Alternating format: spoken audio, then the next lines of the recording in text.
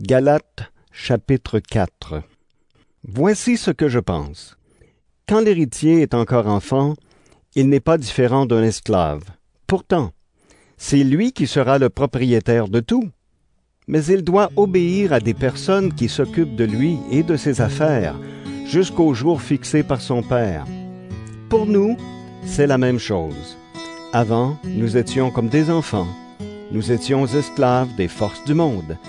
Mais quand le moment décidé par Dieu est arrivé, Dieu a envoyé son Fils. Il est né d'une femme et il a vécu sous la loi de Moïse.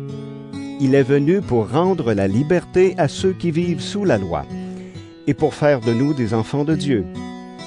Oui, vous êtes vraiment ses enfants.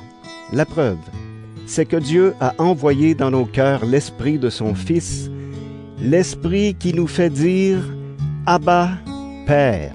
Donc, tu n'es plus un esclave, mais un enfant de Dieu. Et comme tu es son enfant, Dieu te donnera l'héritage qu'il garde pour ses enfants. Autrefois, vous ne connaissiez pas Dieu et vous étiez esclaves de forces qui ne sont pas réellement des dieux. Mais maintenant, vous connaissez Dieu, ou plutôt, c'est Dieu qui vous connaît.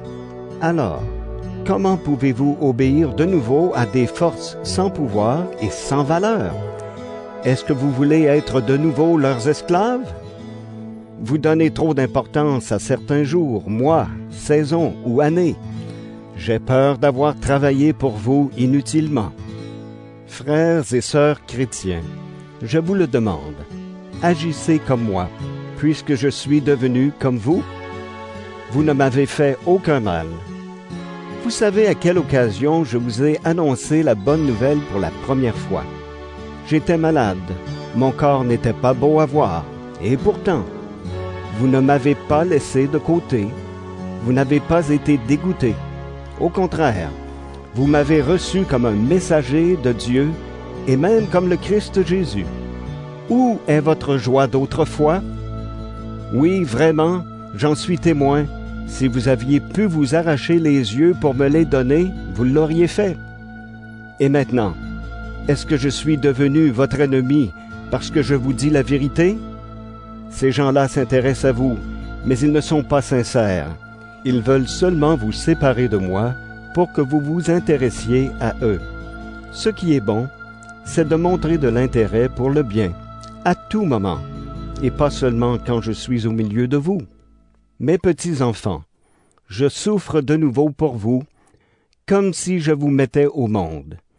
Et cela va durer jusqu'à ce que le Christ soit formé en vous. Je voudrais bien être auprès de vous en ce moment, pour vous parler autrement. En effet, je ne sais pas comment faire avec vous.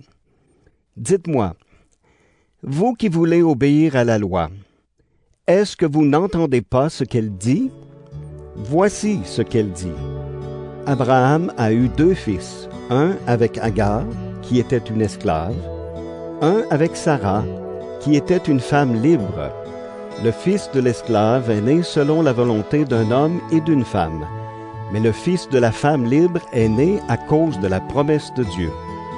Cette histoire a encore un autre sens. Les femmes sont comme les 2 alliances. La première alliance vient du mont Sinaï. Elle met au monde des enfants esclaves. C'est Agar. Et Agar, c'est le mont Sinaï en Arabie. Elle représente aussi l'actuelle ville de Jérusalem, qui est esclave avec ses enfants. Mais la Jérusalem d'en haut est libre, et c'est elle qui est notre mère. En effet, les livres saints disent « Réjouis-toi, toi qui n'as pas d'enfant. Pousse des cris de joie, toi qui n'as pas connu les douleurs de l'accouchement. Oui, la femme abandonnée aura plus d'enfants que la femme qui a un mari. » Et vous, frères et sœurs, comme Isaac, vous êtes des enfants nés selon la promesse de Dieu. Mais autrefois, le fils d'Abraham, né selon la volonté d'un homme et d'une femme, a fait souffrir le fils qui est né selon l'Esprit de Dieu. Et maintenant, c'est encore la même chose. Eh bien, que disent les livres saints? Chasse la femme esclave et son fils. Non, le fils de l'esclave ne doit pas hériter avec le fils de la femme libre. Frères et sœurs, nous ne sommes donc pas les enfants d'une esclave, nous sommes les enfants de la femme libre.